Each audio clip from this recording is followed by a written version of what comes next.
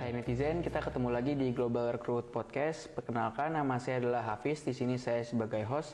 Pada kesempatan kali ini kita kedatangan narasumber di bidang ketenaga kerjaan. Beliau adalah Bapak Dr. Andes Haji Budianto, SHMH. Apa kabar Pak? Alhamdulillah baik. Jadi guys, Pak Budianto ini adalah praktisi HR atau SDM yang berpengalaman lebih dari 28 tahun di perusahaan multinasional dan nasional. Sebelum kita mulai ke materinya, saya ingin menjelaskan sedikit mengenai Global Recruit.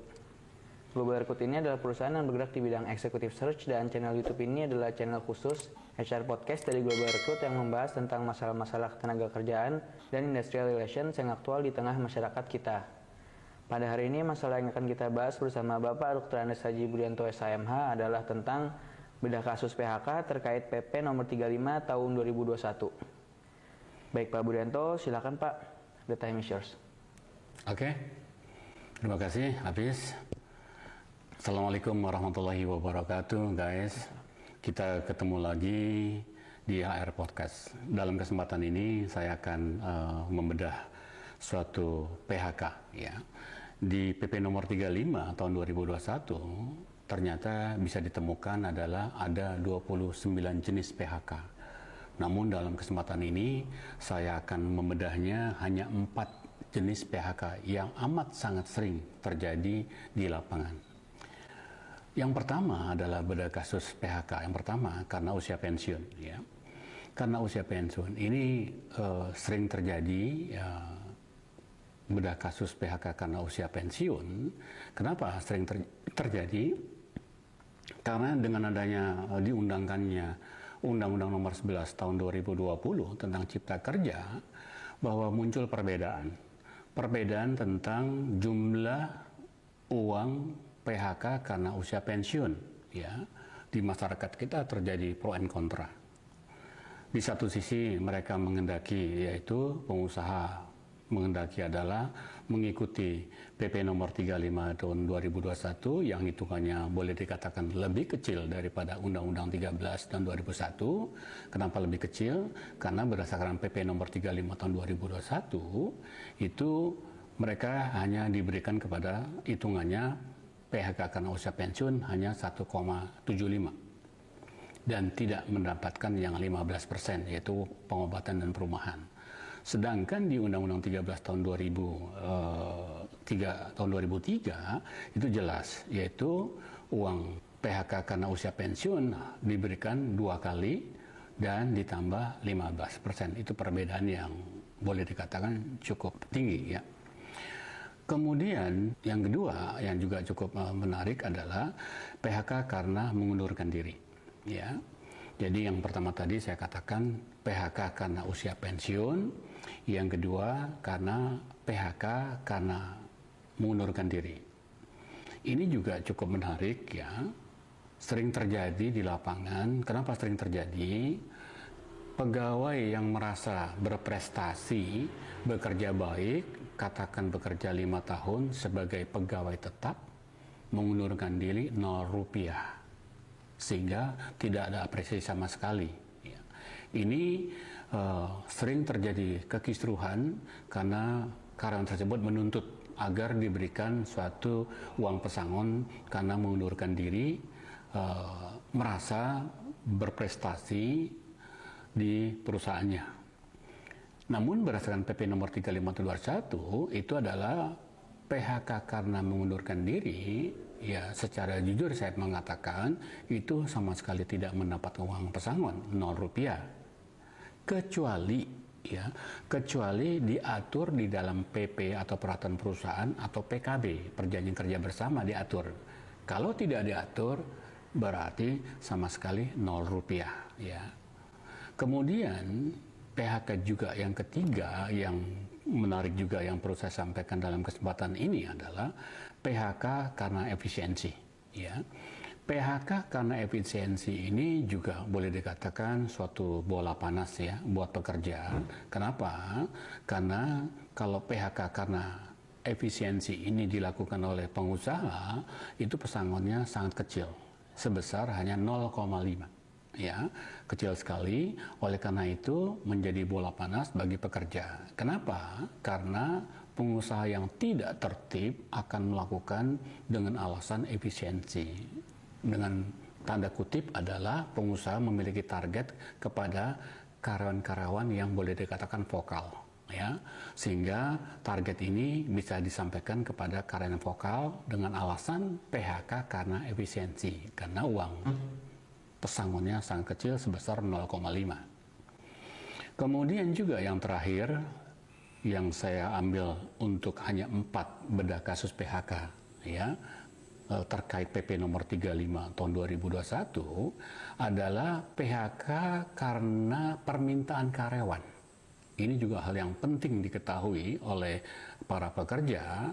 Sering terjadi pengusaha tidak tertib adalah memanfaatkan momentum ini dengan alasan misalnya seorang katakan purchasing manager misalnya begitu, karena ini orang purchasing manager katakan menjadi target, tanda kutip lagi adalah purchasing manager ini adalah vokal terhadap pengusaha atau manajemen, maka targetnya adalah dilakukan untuk mutasi, ya, mutasi menjadi dari purchasing manager ke katakan ke resepsionis, sehingga jabatan ini agar pengusaha yang tidak tertib ini akan membuat malu kepada purchasing manager karena turun jabatannya dari manajer ke resepsionis.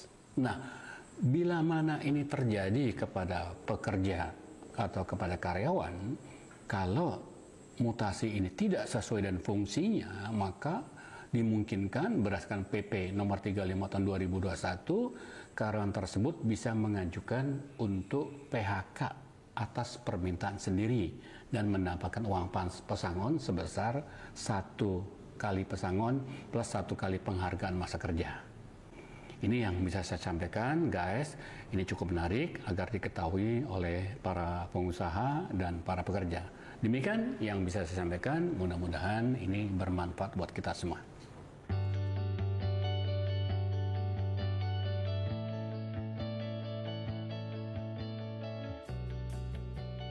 Ini ada 6 pertanyaan dari netizen, Pak, yang telah saya kumpulkan. Untuk pertanyaan yang pertama, mengapa hanya 4 jenis PHK yang sering diperbincangkan? Padahal ada 29 jenis PHK. Iya, benar ya. Ini memang saya tidak tertarik kepada jenis PHK yang lainnya. Kenapa? Karena tidak sering terjadi. Yang saya ungkapkan di sini, yang saya masalahkan di sini, PHK yang sering terjadi di lapangan. Oleh karena itu, tadi sudah saya sampaikan 4 jenis PHK tadi ini yang sering terjadi di lapangan, sehingga ini bisa menambah suatu pandangan-pandangan lain atau wawasan-wawasan terhadap PHK. Itu yang bisa saya jawab. Selanjutnya untuk pertanyaan yang kedua, Pak, ada pendapat dari pakar ketenagakerjaan bahwa uang PHK karena usia pensiun di PP nomor 35 tahun 2021 lebih besar daripada UU nomor 13 tahun 2003. Apakah benar, Pak? Saya kira ini suatu yang sangat tidak benar, ya. Kenapa tidak benar? Karena jelas tadi saya sempat singgung tadi di awal bahwa PP nomor 35 tahun 2021 perihal PHK karena usia pensiun ini adalah lebih kecil daripada Undang-Undang nomor 13 tahun 2003 tentang PHK karena usia pensiun. Perbedaan sangat menyolok dua. Satu, di PP nomor 35 tahun 2021 hanya bisa diberikan 1,75. Di Undang-Undang 13 tahun 2003 adalah 2 kali. Jadi 1,75 udah pasti lebih besar daripada 1,75. Yang kedua, PP nomor 35 tahun 2021 itu tidak memberikan yaitu 15% uang perumahan atau uang pengobatan, sedangkan Undang-Undang 13 tahun 2003 memberikan 15%. Itu sangat berbeda menyolok. Pakar ketenagaan tersebut yang pernah saya juga mendengarkan adalah itu mengacu kepada uang kompensasi, sehingga uang kompensasi ini bagi karyawan yang di PHK karena usia pensiun maka wajib diberikan uang kompensasi. Itu tidak benar sama sekali. Karena tegas diatur bahwa uang kompensasi berdasarkan pasal 15 ayat 1 hanya diberikan kepada mereka karyawan yang kontrak, karyawan PKWT. Tidak diberikan kepada karyawan tetap atau tidak diberikan karyawan tetap yang memasuki usia pensiun. Itu yang bisa saya sampaikan. Baik, selanjutnya untuk pertanyaan yang ketiga. Ada pendapat dari pakar ketenagakerjaan bahwa uang kompensasi juga diberikan kepada karyawan tetap yang di PHK. Bagaimana tanggapan Bapak mengenai hal tersebut? Iya, tadi sebenarnya sudah saya jelaskan, tidak apa-apa, saya jelaskan sekali lagi dengan tegas bahwa uang kompensasi itu hanya diberikan kepada karyawan kontrak. Jadi kalau ada pakar mengatakan karyawan tetap juga diberikan uang kompensasi, itu tidak benar. Karena tegas sekali di pasal 15 ayat 1 PP nomor 35 tahun 2021 bahwa uang kompensasi hanya diberikan kepada karyawan kontrak, tidak diberikan kepada karyawan tetap atau tidak juga diberikan karyawan tetap yang memasuki usia pensiun. Jadi tegas saya kira mengatakan bahwa pendapat pakar tenaga itu tidak benar. Silakan. Selanjutnya untuk pertanyaan yang keempat, PHK karena alasan mendesak, apakah mendapatkan pesangon, Pak?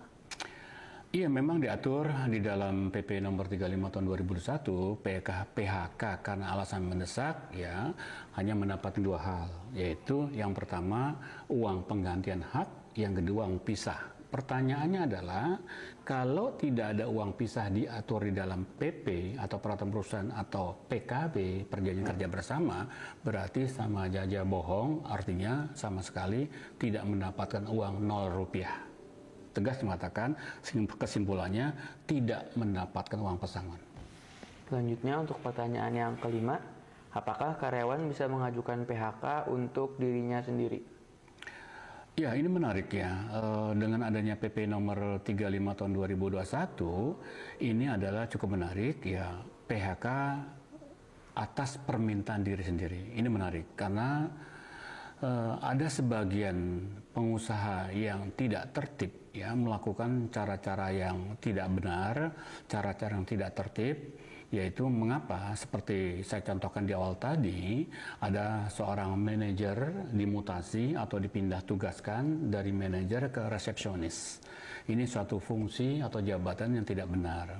Oleh karena itu, kalau terjadi demikian, maka karyawan tersebut bisa mengajukan PHK karena permintaan dari sini dan mendapat pesangon. Jumlah pesangonnya adalah 1 kali PMPK, 1 sekali pesangon. Selanjutnya untuk pertanyaan yang terakhir, Pak. Apakah karyawan tetap yang di PHK karena alasan mendesak bisa menolak PHK tersebut?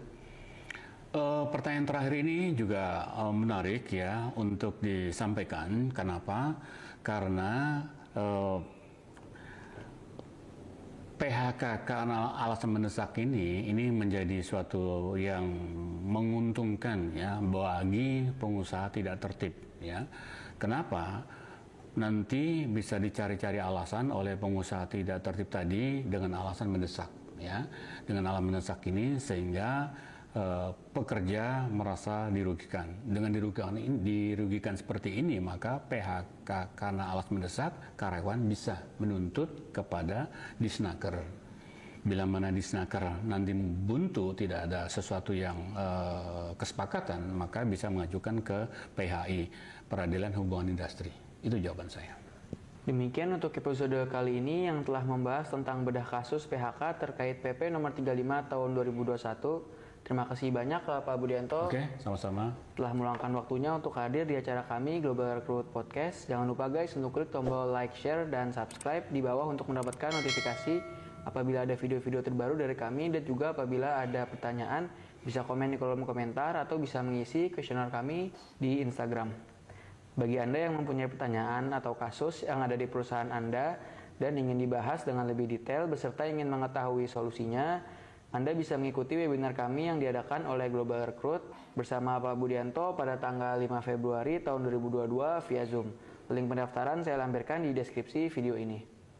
Untuk episode selanjutnya, kita akan membahas mengenai bedah kasus THR terkait Permenaker nomor 6 tahun 2016. Kurang lebihnya mohon maaf, sampai bertemu di video-video berikutnya.